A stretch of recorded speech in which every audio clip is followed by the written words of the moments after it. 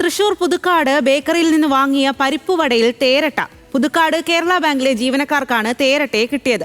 ആരോഗ്യവകുപ്പും പഞ്ചായത്ത് അധികൃതരും ചേർന്ന് ഈറ്റ്സ് ആൻഡ് ട്രീറ്റ്സ് ബേക്കറി അടപ്പിച്ചു. തൃശൂരിൽ നിന്നും ലെവിൻ കെ വിജയനാണ് വിവരങ്ങളുമായി ചേരുന്നത്. ലെവിൻ, തേരട്ടയെ ഭക്ഷണ പദാർത്ഥത്തിൽ നിന്ന് കിട്ടുക എന്ന് പറയുന്നത് ഏറെ ഗൗരവകരമായിട്ടുള്ള ഒരു സംഭവം തന്നെയാണ്. എങ്ങനെയാണിത് സംഭവിച്ചത്? എന്താണ് നടപടി സ്വീകരിച്ചത്?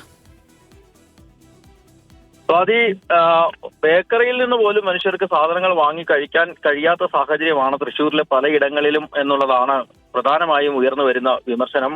ഇന്ന് രാവിലെ പുതുക്കാട് സെന്ററിലെ ബേക്കറി ട്രീറ്റ്സ് എന്ന പേരിലുള്ള ഈറ്റ്സ് ആൻഡ് ട്രീറ്റ്സ് എന്ന പേരിലുള്ള ബേക്കറിയിൽ നിന്നാണ് പുതുക്കാട്ട് തന്നെയുള്ള കേരള ബാങ്ക് ബ്രാഞ്ചിലെ ജീവനക്കാർ പലഹാരങ്ങൾ വാങ്ങിയത്. ഇതിൽ വാങ്ങിയ ഒരു പരിപ്പ് വടയിൽ നിന്നുമാണ് ചത്ത നിലയിൽ ഒരു തേരട്ടയെ കാണുന്നത്.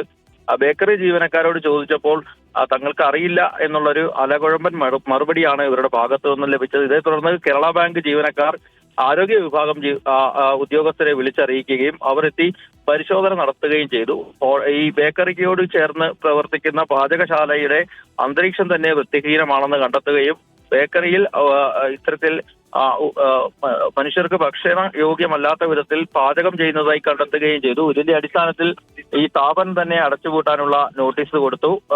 ആരോഗ്യവകുപ്പ് ഉദ്യോഗസ്ഥർ നടത്തിയ പരിശോധനയിൽ ഈ ബേക്കറിയിൽ ജോലി ചെയ്യുന്ന 4 പേരിൽ ഒരാൾക്ക് മാത്രമാണ് ഹെൽത്ത് കാർഡ് ഉള്ളതെന്ന് കണ്ടെത്തി. ഇതേ തുടർന്നാണ് അടിയന്തര നടപടി സ്വീകരിക്കുവാൻ പുതുക്കാട് ഹെൽത്ത് ഇൻസ്പെക്ടർ ആർ രാജേഷിന്റെ നേതൃത്വത്തിൽ ഉദ്യോഗസ്ഥർ തീരുമാനിച്ചത്. നിലവിൽ ഈ ബേക്കറി അടച്ചുപൂട്ടിയിരിക്കുകയാണ്.